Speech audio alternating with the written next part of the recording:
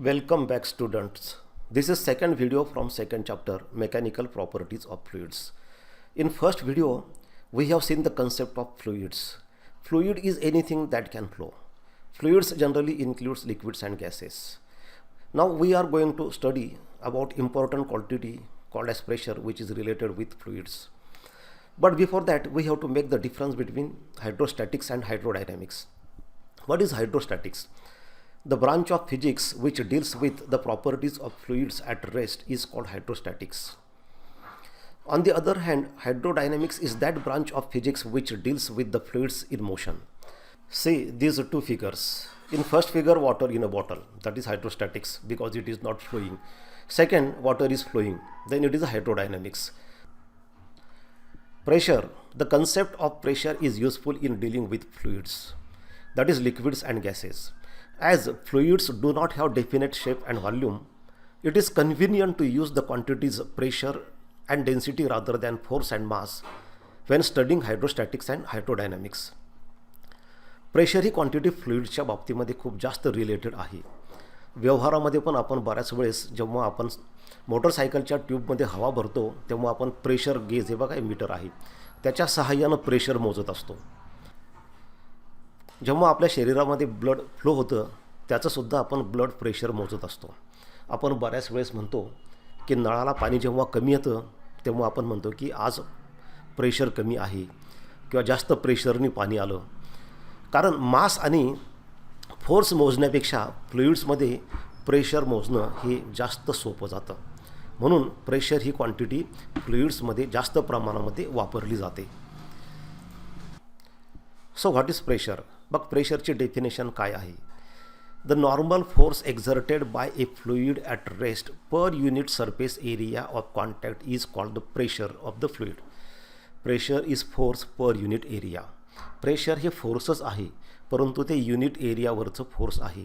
म्हणजे याच्यामध्ये फोर्स किती लावलं एवढंच महत्त्वाचं नसून ते किती एरियावर लावलं हे सुद्धा महत्त्वाचं असतं.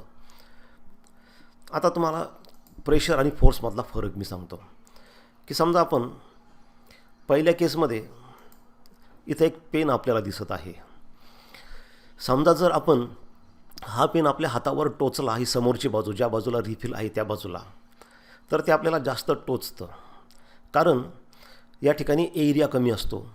आता एरिया कमी असल्यामुळं साहजिकच प्रेशर जास्त असतं. पण तोच जर आपण ही उलट बाजू दुसरी बाजू मागची बाजू जर आपल्या हातावर टोचली तर आपल्याला तेवढं ते टोचलं जात नाही तेवढं जाणवत नाही.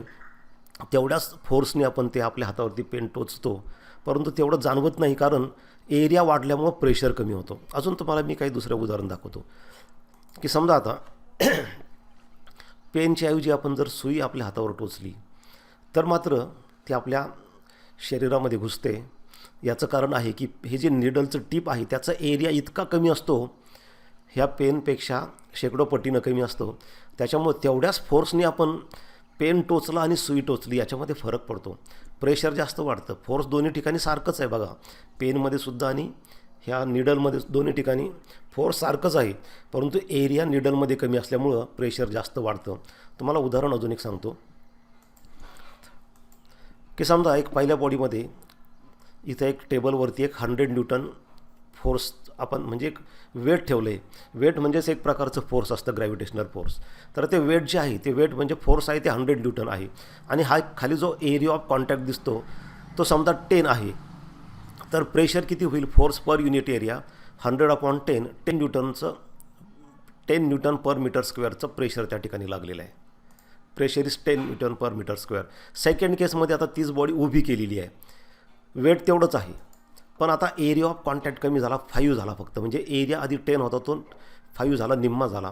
तर प्रेशर किती येतं पहा 100/5 ते येतं 20 न्यूटन पर मीटर स्क्वेअर. म्हणजे तेवढंच फोर्स होतं वजन तेवढंच होतं. इथं एरिया कमी झाल्यामुळं सेकंड केसमध्ये एरिया कमी झाल्यामुळं आणि डबलनी एरिया कमी झाला म्हणजे 2 पटीनी एरिया कमी झाला. प्रेशर 2 पटीनी वाढलं. म्हणजे फोर्स तेवढंच ठेवून आपण एरिया जेवढ्या पट कमी करू तेवढ्या पटीनं प्रेशर वाढत असतं. हेच कारण आहे की जे नाईफ असतात म्हणजे चाकू असतात आपण स्वयंपाकघरामध्ये काम करण्यासाठी वापरतो तर ते शार्प त्यांचे एजेस असतात. शार्प एजेस असल्यामुळं एरिया ऑफ क्रॉस सेक्शन कमी असतो आणि त्याच्यामुळं प्रेशर जास्त लागतं. आता समजा त्या चाकू जर बोथट झाला किंवा त्याची धार जर गेली तर भाजी कापली जात नाही नीट. याचं कारण असं आहे की तेवढ्याच ताकदीनं म्हणजे फोर्स आपण तेवढंच लागतो, पण एरिया ऑफ क्रॉस सेक्शन वाढतो बोथट झाल्यामुळं, त्याच्यामुळं प्रेशर कमी होतं. So pressure depends not only on force but also on area of cross section. Now see unit and dimensions of pressure. Pressure is given by formula force per unit area. From that we can write unit of pressure as Newton per meter square. Because SI unit of force is Newton, therefore Newton here, and that of area is meter square. So Newton per meter square is SI unit of pressure, also called as Pascal. In honor of scientist Pascal. Pascal या शास्त्रज्ञाचं नाव प्रेशरचं unit म्हणून वापरलं जातं कारण पास्कलचं fluid मेकॅनिक्समध्ये खूप मोठं योगदान आहे. त्यांनी यामध्ये खूप महत्त्वाचं रिसर्च केलेलं आहे. प्रेशरचे डायमेन्शन्स काय आहेत? Pressure 1 newton per metre square म्हणजे 1 पास्कल असतं. Dimensions of pressure are L⁻⁻1 M⁻⁻1 T⁻². How? Now from this equation, from this formula of pressure we can write pressure P = ma/a. Force is given by mass into acceleration. Now write units of all quantities. We get unit of mass is kg, that of acceleration is meter per second square, and area of cross section is meter square. Solve this, we get kg per meter second square. एक metre cancel होतं आणि second square डिनॉमिनेटरमध्ये येतं. kg is unit of mass, therefore m⁻⁻1 in dimensions. Meter is unit of length and that is in denominator. When it goes in the numerator becomes raised to -1, so L⁻⁻1. Second is unit of time, that is again in the denominator. When it goes in the numerator becomes T⁻². So dimensions of pressure are L⁻⁻1 M⁻⁻1 T⁻². Pressure is a scalar quantity because it does not have a specific direction. Pressure he scalar quantity आहे कारण फ्लुईडमध्ये किंवा लिक्विडमध्ये प्रेशरची एक विशिष्ट दिशा नसते. Pressure हे सगळ्याच दिशेला असतं. म्हणजे तुम्ही एखादा पॉईंट जर फ्लुईडमध्ये घेतला तर त्या पॉईंटचं प्रेशर हे त्या पॉईंटच्या वर पण असतं, खाली पण असतं, डावीकडं असतं, उजवीकडं असतं, पुढं असतं, मागं असतं, सगळ्या डायरेक्शनला असतं. म्हणून त्याला आपल्याला व्हेक्टर समजता येणार नाही, त्याला आपल्याला स्केलर समजावं लागतं. Other common units of measuring pressure of a gas are bar and torr. हे सुद्धा युनिट वापरले जातात. यामध्ये 1 बार म्हणजे 10⁵ न्यूटन पर मीटर स्क्वेअर असतं, हे लक्षात ठेवा. किंवा त्याच्यामध्ये हेक्टोपास्कल हे सुद्धा युनिट वापरलं जातं. 1 hectopascal = 100 pascal. Hectopascal it is a prefix which is generally used for units. म्हणजे जसं सेंटी असतं, मिली असतं, मायक्रो असतं, नॅनो असतो, किलो असतं, मेगा असतं. आणि त्या प्रत्येक प्रिफिक्सची व्हॅल्यू ठरलेली असते की जसं सेंटी म्हटलं की 10⁻² असतं, मिली म्हटलं की 10⁻³ असतं. आणि हे कुठल्याही युनिटला वापरले जातात. म्हणजे जसं की मीटर आहे, लेनचं युनिट आहे, त्या मीटरला तुम्ही ते प्रिफिक्स लावू शकता. सेंटीमीटर म्हणजे 10⁻² मीटर, मिलीमीटर म्हणजे 10⁻³ मीटर, किलोमीटर म्हणजे 10⁻³ मीटर, डेसिमीटर हे सुद्धा तुम्ही वापरू शकता. डेसिमीटर म्हणजे 10⁻1 मीटर, हेक्टोमीटर म्हणजे 100 मीटर. तसं हेक्टोपास्कल म्हणजे 100 pascal, kilo pascal, mega pascal असे आपल्याला जशी गरज असेल त्या पद्धतीने बरेचसे आपण ते प्रिफिक्स त्या युनिटला वापरू शकतो. बघा बोर्डाच्या पुस्तकामधून एक इथं यूज युअर ब्रेन पॉवर म्हणून असं दिलेलं आहे. त्याच्यामध्ये काय म्हटलं आहे? A student of mass 50 kg is standing on both feet. Estimate the pressure exerted by the student on the earth. Assume reasonable value to any other quantity you need. Just your assumptions. You may use G = 10 meter per second square. By what factor will it change if the student lies on the back? म्हणजे इथं आपल्याला असं विचारलं आहे की एक विद्यार्थी उभा आहे, स्वतःच्या पायावरती तो उभा आहे, दोन्ही पायांवरती तो उभा आहे. तर तो उभा असताना अर्थवरती म्हणजे ग्राउंडवरती त्याचं किती प्रेशर पडेल. आता प्रेशर काढण्यासाठी आपल्याला माहिती आहे की force per unit area. Force तुम्हाला काढता येईल की त्याचं mass into acceleration due to gravity G. तर याच्यावरून काढता येईल. आणि त्याला डिवायडेड बाय एरिया. आता एरिया ऑफ क्रॉस सेक्शन किती घ्यायचा तर तो उभा असताना त्याच्या पायाचा जे फूट आहे त्याचा एरिया ऑफ क्रॉस सेक्शन घ्यायचा. आता हे एक्झाम्पल, आणि तो झोपल्यानंतर, तो पाठीवर झोपल्यानंतर किती प्रेशर पडेल, तोच त्याचं मास 50 kgs आहे. तर या ठिकाणी मी काय करतो, आता थोडंसं वेगळ्या क्वांटिटीज घेतो आणि तुम्हाला समजण्यासाठी तुम्ही हे 50 kg घेऊन काढू शकता. प्रेशरचा फॉर्म्युला आहे फोर्स पर युनिट एरिया. आता समजा इथं फिगरमध्ये तुम्हाला दिसतं की एक माणूस स्वतःच्या पायावरती उभा आहे. तर मग त्या माणसाचं वेट समजा मी अंदाजे या ठिकाणी आता घेतो, वेटचा फॉर्म्युला m/g. आता त्याचं मास 50 आहे, जीची व्हॅल्यू मी 9.8 घेतली ॲक्च्युअली. तिथं 10 असते पण 9.8 घेतली. तुम्ही 10 घेऊन कॅल्क्युलेट करा. मी 9.8 घेतली. आणि एरिया साधारणतः जो दोन्ही पायांचा मिळून असतो, एका पायाचा असतो 75 × 10⁻⁴ मीटर स्क्वेअर. तर दोन्ही पायांचा होईल 150 × 10⁻⁴ मीटर स्क्वेअर. आता हे जर सोडवलं आपण तर प्रेशर मिळतं 32,667 न्यूटन. म्हणजे तो मुलगा किंवा तो मनुष्य ग्राउंडवर उभा राहिल्यानंतर स्वतःच्या दोन्ही पायांवरती, तर तो त्याचं प्रेशर ग्राउंडवर जे पडतं ते असतं 32,667 न्यूटन. आता तोच मनुष्य जर आडवा झोपला असा ग्राउंडवरती, तर आता या ठिकाणी वजन तेच आहे, वेट तेच आहे, पण एरिया ऑफ क्रॉस सेक्शन म्हणजे तो झोपल्यानंतर त्याचं जे बॅक साईड आहे सगळं डोक्यापासून ते पायापर्यंत तो सगळा एरिया धरायचा. तो एरिया वाढला. आता तो एरिया साधारण फॉर्म्युला तोच आहे, force per unit area. Force तेच आहे 50 × 9.8 अपॉन एरिया. आता एरिया जो असतो ना तो साधारणतः 0.6 मीटर स्क्वेअर असतो जनरली, नॉर्मली म्हणतो आहे मी. आता प्रत्येकाच्या शरीर यष्टी जी असते ती काही सारखी नसते, परंतु सर्वसाधारण ऑन ॲन ॲव्हरेज एरिया जो असतो तो वन साईडचा 0.6 मीटर स्क्वेअर असतो. ती व्हॅल्यू आपण ठेवली आणि कॅल्क्युलेट केलं तर आपल्याला मिळतं 817 न्यूटन. म्हणजे जो मनुष्य ग्राउंडवरती उभा राहतो तेव्हा उभा राहिल्यानंतर त्याचं वजन फोर्स तेच असतं, ग्रॅव्हिटेशनल फोर्स, पण प्रेशर उभं राहिल्यानंतर ते असतं 32,667 न्यूटन पर मीटर स्क्वेअर, किंवा तुम्ही इथं पास्कल पण म्हणू शकता, 32,667 न्यूटन. पण तोच मनुष्य जर झोपला, पाठीवर झोपला, तर त्याचं प्रेशर पडतं 817 न्यूटन. हे फक्त एरिया बदलल्यामुळं घडतं, कारण या ठिकाणी एरिया वाढला झोपल्यानंतर, त्याच्यामुळं प्रेशर कमी होतं. त्यामुळं इथून पुढं लक्षात घ्या की जर एरिया वाढला तर प्रेशर कमी होतं, आणि एरिया कमी झाला तर प्रेशर वाढतं. फोर्स तेच पाहिजे.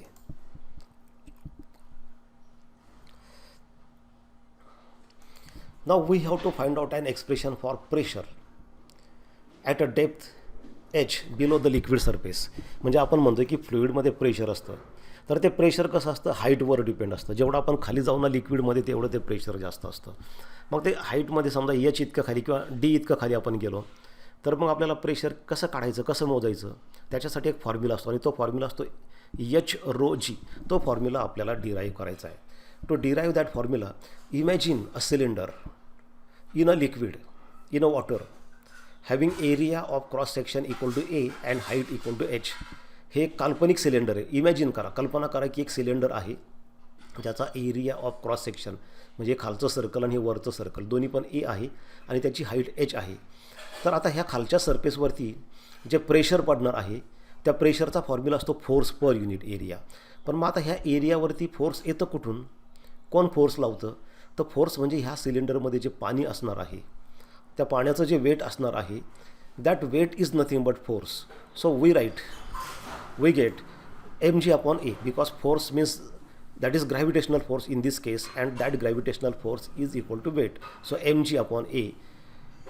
But suppose this is equation 1, but instead of measuring mass we have to eliminate this mass and bring density in this equation. कारण मास ह्या सिलेंडरमधलं एक काल्पनिक सिलेंडर आहे आणि ते मास कुठे मोजत बसणार. त्याच्याऐवजी डेन्सिटी जी आपल्याला माहीत असते लिक्विडची, प्रत्येक लिक्विडची डेन्सिटी कॉन्स्टंट असते, ती आपल्याला ह्या इक्वेशनमध्ये आणायची आहे. आणि हा एरिया ऑफ क्रॉस सेक्शन कुठं मोजत बसणार, परत ही हाईट आपल्याला मोजता येते तर ती हाईट पण आणायची. त्यामुळे काही आपण या ठिकाणी स्टेप्स घेणार आहोत. Now we can write, we know density is equal to mass per unit volume. From that we write mass equal to density into volume. Volume means volume of a liquid in this imaginary cylinder. Volume is given by formula pi r square h. This mass equal to density into volume. Volume is pi r square h. Therefore we get this equation.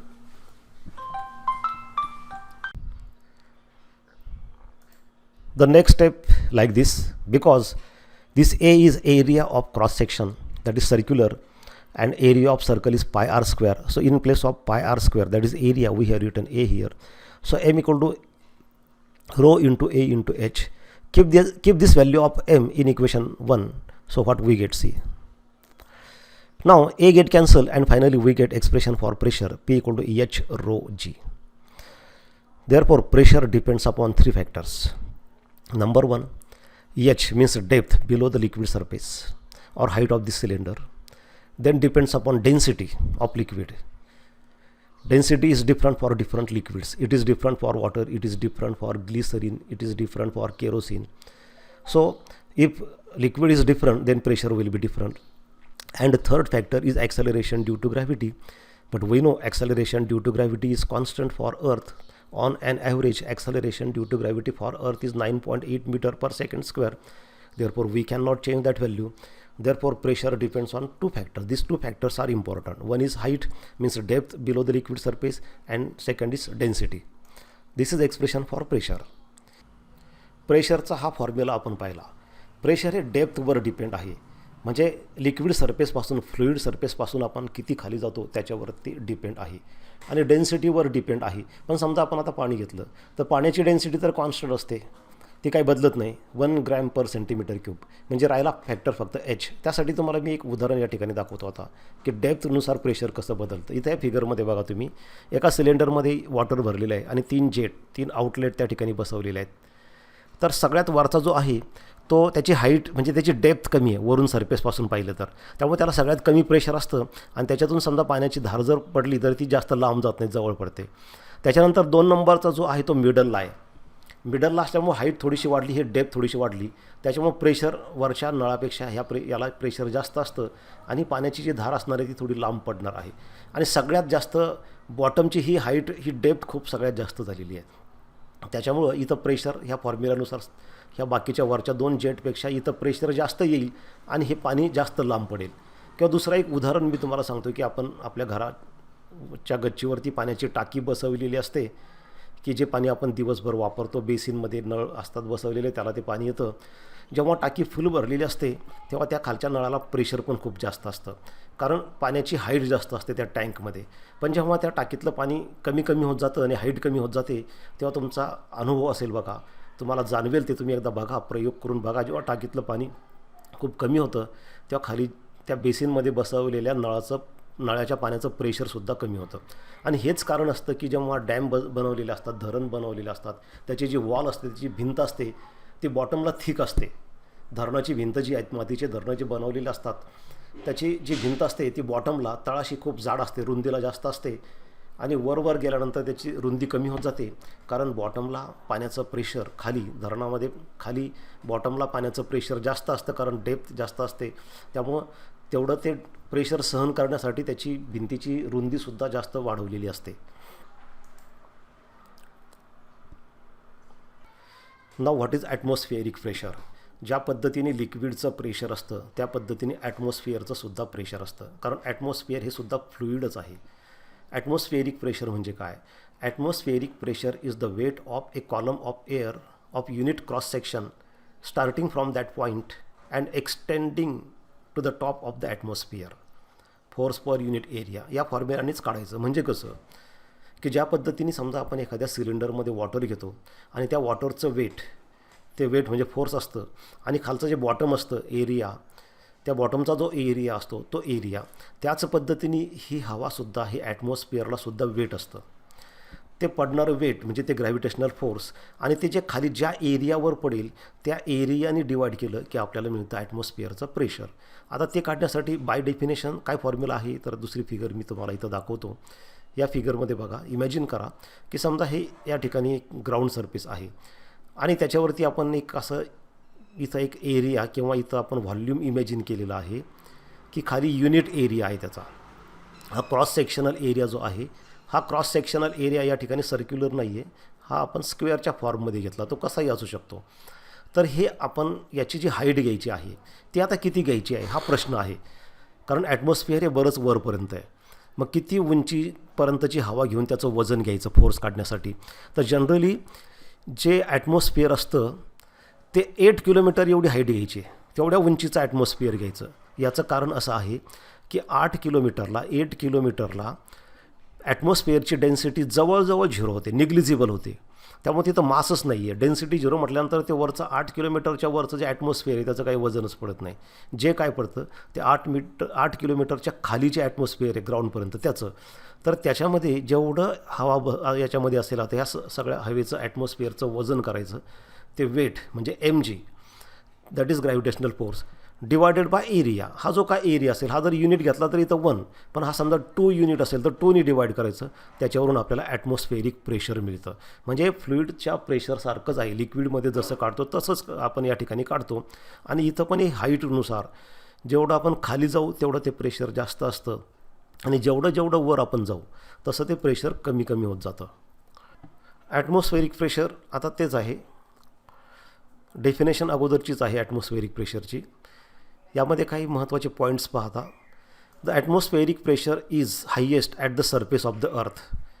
सरफेसला ते highest असतं, कारण जेवढी height कमी असेल तेवढं ते pressure जास्त आहे. आणि सगळ्यात कमी हाईट हे ग्राउंड सरफेसला आहे, त्याच्याखाली आपण जाऊ शकत नाही.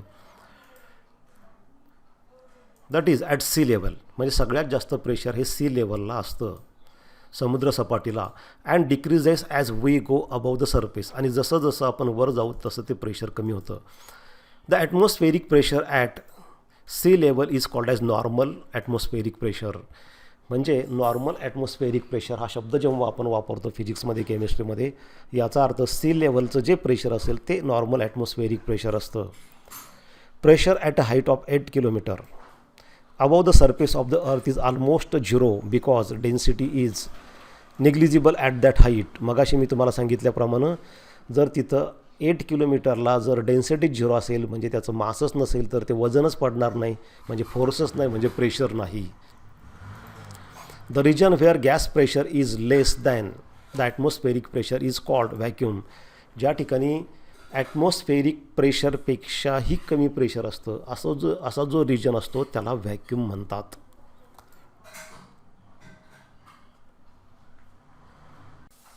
Pressure inside a liquid surface.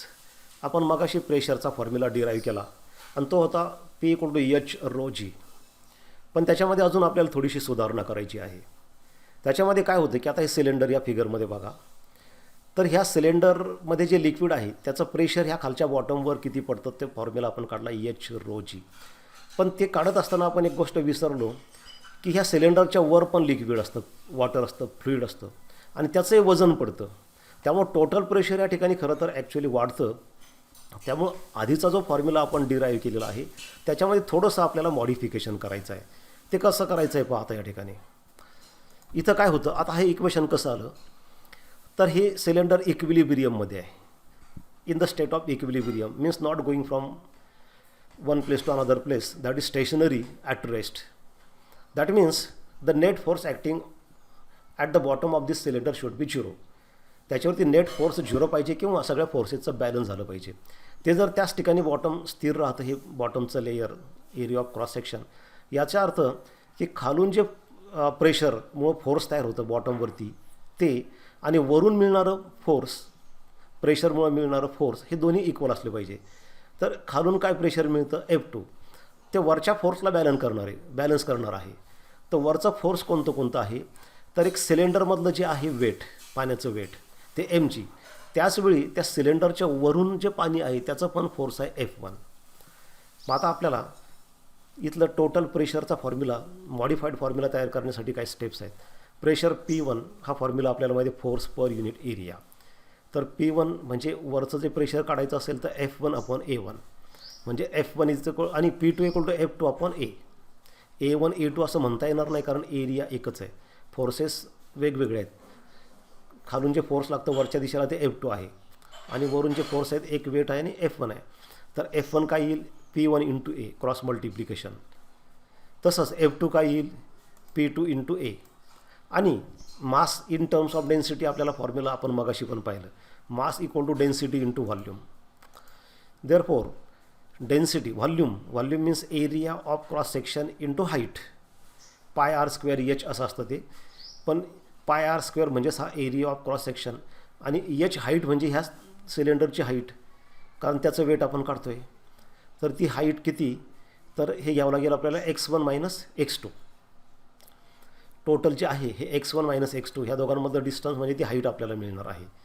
आता ह्या व्हॅल्यूज आपण ठेवल्या कोणत्या, ही F1ची, ही F2ची, ही मासची व्हॅल्यू इथं ठेवली, ह्या इक्वेशनमध्ये आपण ठेवल्या तर आपल्याला पुढचं इक्वेशन अशा पद्धतीने मिळतं.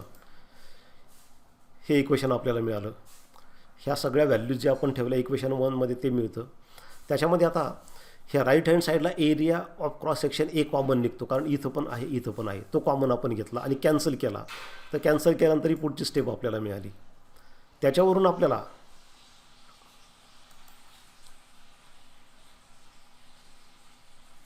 हे इक्वेशन आपल्याला मिळालेलं आहे. म्हणजे टोटल जर प्रेशर तुम्हाला काढायचं असेल P2, हे प्रेशर या ठिकाणी काढायचं असेल तर तुम्हाला प्रेशर P1 म्हणजे लिक्विडच्या म्हणजे सिलेंडर जे आपण इमॅजिन केलं त्याच्यावर जे लिक्विड आहे त्याचं प्रेशर पण घ्यावं लागेल P1 plus rho into g. G is constant, rho means density of liquid inside the cylinder, and x1 minus x2. x1 minus x2 is nothing but height h. म्हणजे थोडक्यात हे काय आलं तर हे रो जी एच म्हणजे H rho g असंच आलेलं आहे सेकंड टर्म. हे एच रो जी जो मगाशी आपण फॉर्म्युला काढला तोच आहे. म्हणजे ह्या बॉटमला जे प्रेशर असणार आहे आता P2, हे सगळं टोटल जे प्रेशर असणार आहे ह्या बॉटम सरफेसवरती ते झालं P2. हे P2 म्हणजे टोटल प्रेशर झालं. आता टोटल म्हणजे कोणतं, P1 म्हणजे या सिलेंडरच्या वर जे लिक्विड आहे त्याचं प्रेशर P1 प्लस ह्या सिलेंडरच्या आतमध्ये जे लिक्विड आहे त्याचं pressure H rho g, H म्हणजे x1 मायनस x2. तर या फॉर्म्युल्यामध्ये आपल्याला टोटल प्रेशर मिळालेलं. आधीचा जो फॉर्म्युला होता ना ते प्रेशर फक्त सिलेंडरच्या आतमध्ये जे लिक्विड आहे त्याच्यामुळं पडणारं प्रेशर होतं, पण आता हे सिलेंडरच्या आतमधलं लिक्विड त्याचं हे प्रेशर आहे दुसरा टर्म, प्लस सिलेंडरच्या वर जे लिक्विड आहे त्याचं पण प्रेशर आहे. हे इक्वेशन 2 लक्षात ठेवा. अजून आपल्याला काही स्टेप्स डिराईव्ह करायच्या आहेत.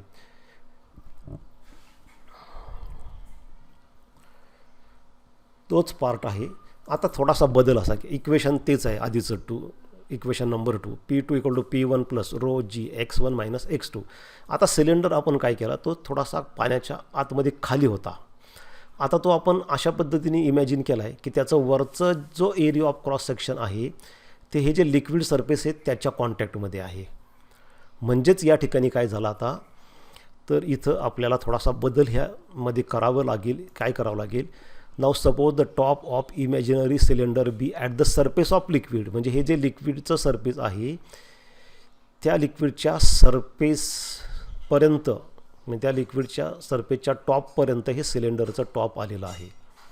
मग या ठिकाणी काय होईल, x1 इक्वल टू 0 होईल कारण आपण वरून खाली जाणारं डेप्थ मोजत, आणि x2 equal to minus h होईल कारण हाईट टोटल h आहे. आता मायनस का घेतलं तर साईन कन्व्हेन्शननुसार डाऊनवर्ड डायरेक्शनला मायनस घ्यायचं असतं, अपवर्डला प्लस.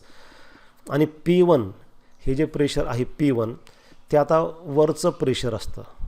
हे जे सिलेंडरचा वरचा एरिया असतो एरिया ऑफ क्रॉस सेक्शन त्याच्यावर जे लिक्विड असतं त्याचं, आता वर लिक्विड नाही तर त्याच्यावर आहे एअर, म्हणून त्या P1ला आपण P0 म्हणजे ॲटमॉस्फेरिक प्रेशर समजू आपण. आता हे P1च्या ठिकाणी इथं हे जे P1 आहे त्याच्या ठिकाणी P0 घेणार आहे, आणि ते P0 म्हणजे ह्या सिलेंडरचा वरचा जो एरिया ऑफ क्रॉस सेक्शन आहे टॉप आहे त्याच्या वरचं जे फ्लुईड आहे ते फ्लुईड म्हणजे ॲटमॉस्फिअर आहे, म्हणून ते ॲटमॉस्फेरिक प्रेशर घेतलं. आणि P2 म्हणजे P2 म्हणजे ह्या सिलेंडरचं जे बॉटम आहे इमॅजिनरी सिलेंडरचं बॉटम त्याच्यावर पडणारं प्रेशर, त्या व्हॅल्यूज आपण ठेवल्या तर आपल्याला ही इक्वेशन मिळते. x1च्या ठिकाणी 0 ठेवलं, बाकी बदल काही केलेला नाही आपण. P1च्या ठिकाणी P0 म्हणजे ॲटमॉस्फेरिक प्रेशर, आणि P2च्या ठिकाणी P म्हणजे बॉटमला मिळणार हे प्रेशर, तर ते मिळतं रो जी. x1च्या ठिकाणी 0, x2च्या ठिकाणी minus h, minus minus plus होईल, त्याच्यावरून आपल्याला पुढची स्टेप मिळते बघा. ही स्टेप अशी मिळाली.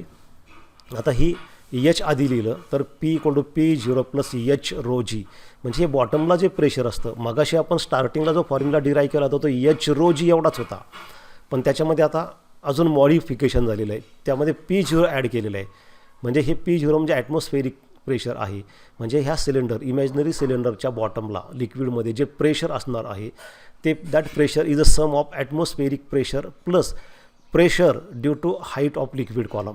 म्हणजे लिक्विडचं पण प्रेशर आणि त्याच्यामध्ये ॲटमॉस्फिअरचं पण प्रेशर ॲड केलेलं आहे. This equation gives total pressure called as absolute pressure P at a depth H below the surface of liquid. हे जे टोटल प्रेशर आहे त्याला म्हणतात ॲब्सोल्यूट प्रेशर P. आणि हे जर P0 इकडं आपण घेतलं तर आपल्याला मिळेल P minus P0 equal to H rho G. म्हणजे मगाशी डिराईव्ह केलेला फॉर्म्युला आपण स्टार्टिंगला H रो जी, त्या प्रेशरला म्हणतात gauge pressure. The difference between absolute pressure and atmospheric pressure is called as a gauge pressure. म्हणजे जर समजा तुम्ही वरचं ॲटमॉस्फिअरचं प्रेशर निग्लेक्ट केलं तर मग फक्त लिक्विडचंच प्रेशर आहे आणि त्याचा फॉर्म्युला मिळेल H रो जी, त्याला म्हणतात गेज प्रेशर. गेज प्रेशर म्हणजे वरचं ॲटमॉस्फिअरचं प्रेशर धरायचं नाही, फक्त लिक्विडचंच. आणि दुसरं जे ॲब्सोल्यूट प्रेशर म्हणजे लिक्विडच्या आतमधलं जे प्रेशर आहे ते लिक्विडचं पण आहे शिवाय ॲटमॉस्फिअरचं पण आहे, असा त्याचा अर्थ होतो. Now how to find the pressure at a distance D above the liquid surface. The same formula P2 equal to P1 plus rho g x1 minus x2. Now imagine the cylinder above the liquid surface in such a way that bottom surface of that cylinder is in contact with liquid surface. आता असं समजा की जे imaginary surface आहे त्याचा जो खालचा area of cross section आहे तो ह्या लिक्विड सरफेसच्या कॉन्टॅक्टमध्ये आहे. आधी कसं होतं ते सिलेंडर लिक्विडच्या आतमध्ये होतं, ते आता हवेमध्ये गेलेलं आहे. त्याच्यामुळे आता ह्या फॉर्म्युल्यामध्ये काही व्हॅल्यूज आपल्याला बदलाव्या लागतील. To find the atmospheric pressure at a distance D above the liquid surface, in this case x1 equal to D. This is upward now, that will be plus. हे x1 जे आहे तर ते D घ्यायचं. And x2 is 0, कारण आपण सगळे distances सरफेसपासून मोजतो. x2 हा पॉईंट सरफेसवर आल्यामुळे ते x2 0 झालेला आहे. आणि x1 वर गेलं D, त्या सिलेंडरची हाईट जेवढी आहे तेवढं. P2 म्हणजे P0, कारण ते ॲटमॉस्फिअरमध्ये आहे. डेन्सिटी आता ही एअरची घ्यावं लागेल, कारण ह्या इमॅजिनरी सिलेंडरमध्ये आता लिक्विड नाही तर एअर आहे, म्हणून एअरची डेन्सिटी घ्यावं लागेल.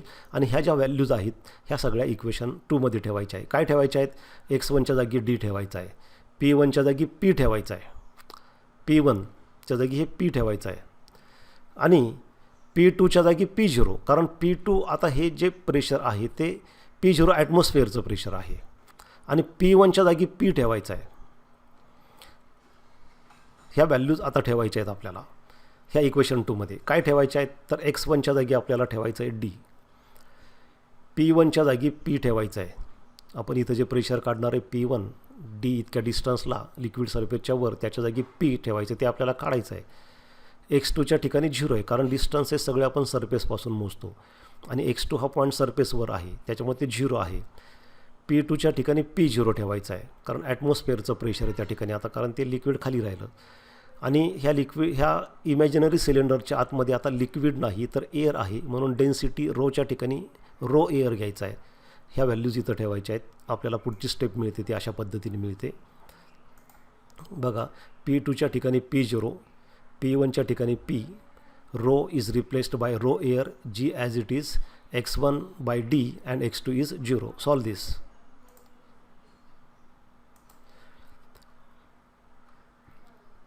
हे सॉल्व केलं आपण, हे इकडं ट्रान्सफर केलं आपण, हा जो टर्म आहे हा सगळा तिकडं ट्रान्सफर केला आपण. ही P जसं आहे तसं राईटलाच ठेवलं, आणि rho air G D minus 0 हे फक्त इकडं ट्रान्सफर केलं म्हणून ते मायनस झालं. त्याच्यावरून आपल्याला पुढची स्टेप मिळते. याच्यामध्ये काय केलं, साईड चेंज करून लिहिलं. लेफ्ट हँड साईड जी आहे ती राईटला गेली आणि राईट हँड साईड जी आहे ती लेफ्टला घेतली. अशा पद्धतीने साईड चेंज केली आपण. त्याच्यावरून आपल्याला हे मिळतं P equal to P0, side change करून आपण लिहिल्या, minus rho air G D minus 0, D minus 0 म्हणजे D. This equation gives the atmospheric pressure at a distance D above the liquid surface.